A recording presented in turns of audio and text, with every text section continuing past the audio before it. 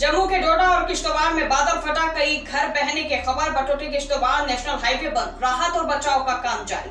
जहां जम्मू कश्मीर के डोडा और किश्तवाड़ जिले में कई जगहों पर बादल फटने की खबर है। इसमें 10 से ज्यादा घर बह गए हैं। वहीं डोडा में पिछले 24 घंटे के दौरान 4 लोगों की मौत हुई है।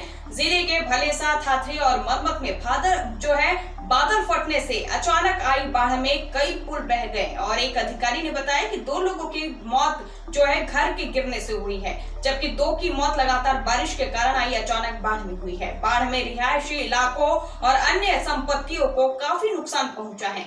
बटोटे किश्तवाड़ नेशनल हाईवे यानी कि NH 244 भी बंद कर दिया गया है, जिससे वाहनों की आवाजाही भी ठप है। राहत और बचाव का काम जारी है। वहीं डोडा और किश्तवाड़ में जिला प्रशासन और डिजास्टर रिस्पांस टीम अलर्ट पर है। दोनों जिलों में लगातार बारिश हो रही है। इससे पहले किश्तवाड़ जिले के चसौटी गांव में 14 अगस्त को बादल फटा था। इसमें 65 लोगों की मौत हुई थी, जबकि 200 लोग अब भी लापता है। बादल फटने से अचानक आई बाढ़ में मचैन माता यात्रा के लिए पहुंचे कई श्रद्धालुओं और उनकी बसें, टेंट, लंगर और दुकानें बह गई थी। दिल्ली में air India spice jet flights में भी देरी से संभावना है। वहीं दिल्ली NCR में बारिश जारी रहने की आशंका के बीच कई एयरलाइन कंपनियों ने मंगलवार को यात्रियों के लिए फिर से एडवाइजरी जारी की है।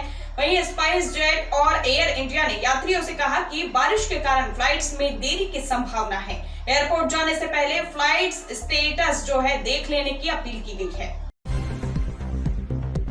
शिव कुमार बोले, मैंने भाजपा की टांग खींचने की कोशिश की। मैं जन्मजात कांग्रेसी ही मरूंगा। वहीं कर्नाटक के उप मुख्यमंत्री ने विधानसभा में RSS वंदना गाई थी और राष्ट्रीय स्वयंसेवक संघ यानी कि RSS की प्रार्थना वंदना गाने को लेकर विवाद के बीच कर्नाटक के उप मुख्यमंत्री DK शिव कुमार ने मंगलवार को फिर से सफाई दी। उन्होंने कहा, मैंने उनकी यानी कि भाजपा की टांग खींचने की कोशिश की थी। मेरे कुछ दोस्त इसका राजनीतिक दुरुपयोग करके भ्रम फैलाने की कोशिश कर रहे हैं। शिव कुमार ने कहा कि मैं जन्मजात कांग्रेसी हूं और एक कांग्रेसी के रूप में ही मरूंगा। कांग्रेस पार्टी और गांधी परिवार के प्रति मेरी ईमानदारी पर कोई सवाल नहीं उठा सकता।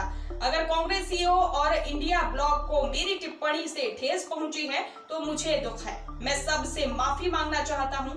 दरअसल DK शिव कुमार ने 21 अगस्त को विधानसभा के अंदर RSS की प्रार्थना गीत नमस्ते सदा वत्सले मातृभूमि की कुछ लाइनें गाई थी। इसके बाद कांग्रेस से उनकी तनातनी की अटकलें तेज हो गई थी। कहा जा रहा था कि वे कभी भी भाजपा में शामिल हो सकते हैं। वहीं शिव कुमार ने बहस के दौरान संघ प्रार्थना गाई थी और कर्नाटक विधानसभा में 21 अगस्त को चिन्ना स्वामी स्टेडियम भगदड़ यानी कि 4 जून पर चर्चा हो रही थी और इस दौरान विधानसभा में भाजपा विधायक अशोक ने शिव कुमार की ओर इशारा करते हुए कहा कि कर्नाटक सरकार को RCB भगदड़ की जिम्मेदारी लेनी चाहिए। इस पर डिप्टी CM शिव कुमार ने कहा कि उन्हें भाजपा की चालों के बारे में सब पता है। फिर उन्होंने भाजपा विधायक के साथ बहस के दौरान RSS की प्रार्थना नमस्ते सदा वत्सले मातृभूमि की 2 लाइनें गाई थी। इस दौरान कांग्रेसी खेमे के साथ साथ विपक्ष भी चौंक गया। वहीं सोशल मीडिया पर शिव कुमार का यह वीडियो वायरल भी हो गया। शिव कुमार ने अगले दिन कहा था, मैं जन्मजात कांग्रेसी हूँ। शिव कुमार ने 22 अगस्त को मामले पर अपनी सफाई दी थी। उनसे विधानसभा के बाहर जब पूछा गया कि क्या विधानसभा में RSS वंदना पढ़ना किसी तरह का संकेत था, तो उन्होंने कहा कि मैं जन्मजात कांग्रेसी हूँ। मेरा खून, मेरा जीवन, सब कुछ कांग्रेस में ही है। मैं पूरी ताकत से कांग्रेस का नेतृत्व करूंगा।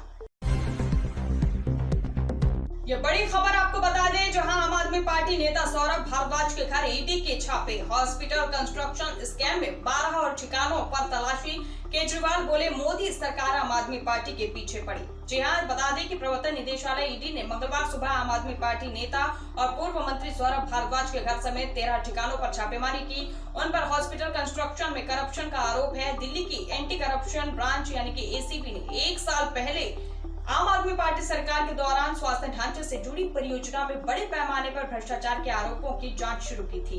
बता दें कि जांच एजेंसी ने पूर्व स्वास्थ्य मंत्रियों जिसमें सौरभ भारद्वाज और सत्येंद्र जैन के खिलाफ जून में केस दर्ज किया था। ACB ने बाद में मामला ED को ट्रांसफर कर दिया था। केंद्रीय एजेंसी ने जुलाई में केस दर्ज किया था। इस कार्रवाई पर अरविंद केजरीवाल ने एक्स पर लिखा, सौरभ भारद्वाज के घर ईडी की रेड हुई। ये दिखाता है कि मोदी सरकार आम आदमी पार्टी के पीछे पड़ गई है।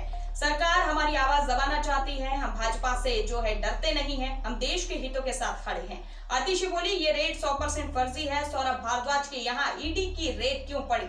दरअसल कल से पीएम मोदी की डिग्री को लेकर चर्चा हो रही है। ये कैसी यूनिवर्सिटी है जिसे गर्व ही नहीं है कि देश के पीएम उनके यहाँ पढ़े हैं? ये रेड 100% फर्जी है, क्योंकि जिस समय का ये मामला है तब सौरभ मंत्री ही नहीं थे।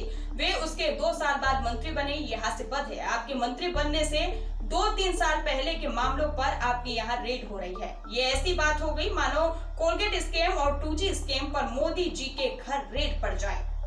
वहीं भाजपा नेता की शिकायत पर जांच हुई। जाने इस पूरे मामले को। भाजपा नेता विजेंद्र गुप्ता ने 22 अगस्त 2024 को शिकायत के बाद उपराज्यपाल वीके सक्सेना ने इस साल 25 जून को अस्पताल घोटाले की जांच को मंजूरी दे दी। गुप्ता ने शिकायत में तत्कालीन मंत्री सौरभ भारद्वाज और सत्येंद्र जैन पर मिली भगत कर स्वास्थ्य विभाग में भ्रष्टाचार का आरोप लगाया था। हालांकि आम आदमी पार्टी ने इन आरोपों से इनकार किया था। दोनों मंत्रियों पर 5,590 करोड़ की 24 अस्पताल परियोजनाओं में देरी का आरोप लगा और कहा गया कि इससे इन परियोजनाओं का खर्च बढ़ गया और इसके बाद दिल्ली विजिलेंस विभाग ने शिकायत की जांच की। इसके बाद एलजी के आदेश पर एंटी करप्शन ब्यूरो यानी एसीबी ने एफआईआर दर्ज की। एसीबी ने जुलाई में यह मामला ईडी को ट्रांसफर कर दिया। मोदी बोले, दुनिया में मेड इन इंडिया लिखी ईवी चलेगी। मारुति की पहली ईवी को झंडे दिखाई। गुजरात प्लांट से 100 देशों को निर्यात होगी। जी हां, प्रधानमंत्री नरेंद्र मोदी ने आज यानी कि 26 अगस्त को गुजरात के हंसलपुर में ई विटारा को एक्सपोर्ट के लिए फ्लैग ऑफ किया और ये मारुति की पहली इलेक्ट्रिक कार है। ये गाड़ी पूरी तरह से भारत में ही बनी है और इसे 100 से ज्यादा देशों जैसे कि यूरोप और जापान में निर्यात किया जाएगा। पीएम मोदी ने कार्यक्रम के दौरान लोगों को संबोधित करते हुए कहा कि आज मेड इन इंडिया में नया अध्याय जुड़ा है। अब विदेशों में चलने वाली इलेक्ट्रिक गाड़ियों पर भी मेड इन इंडिया लिखा होगा। इस कार में 49 kWh और 61 kWh के 2 बैटरी पैक ऑप्शन मिलेंगे। कंपनी का दावा है कि कार एक बार फुल चार्ज करने पर 500 किलोमीटर से ज्यादा चलेगी। इलेक्ट्रिक एसयूवी का प्रोडक्शन फरवरी 2025 से Suzuki motor Gujarat private limited के प्लांट में हो चुका है। पीएम मोदी के संबोधन के 5 खास बातें हैं। गणेश उत्सव के इस उल्लास में आज भारत की मेड इन इंडिया में एक नया अध्याय जुड़ रहा है।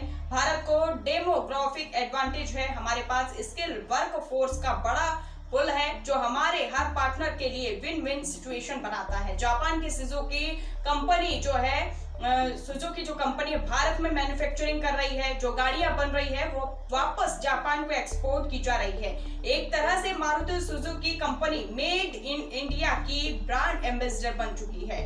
पैसा किसी का भी लगे, मुझे इससे कोई लेना देना नहीं है, वो चाहे डॉलर हो या पौंड हो और करेंसी हो, लेकिन इससे जो प्रोडक्शन हो उसमें पसीना मेरे देशवासियों का होगा।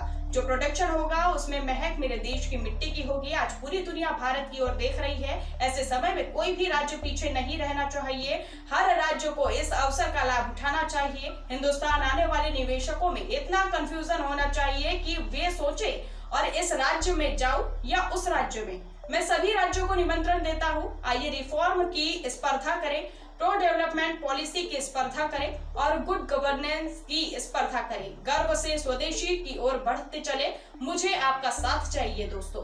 2047 तक हम विकसित भारत बनाकर रहेंगे।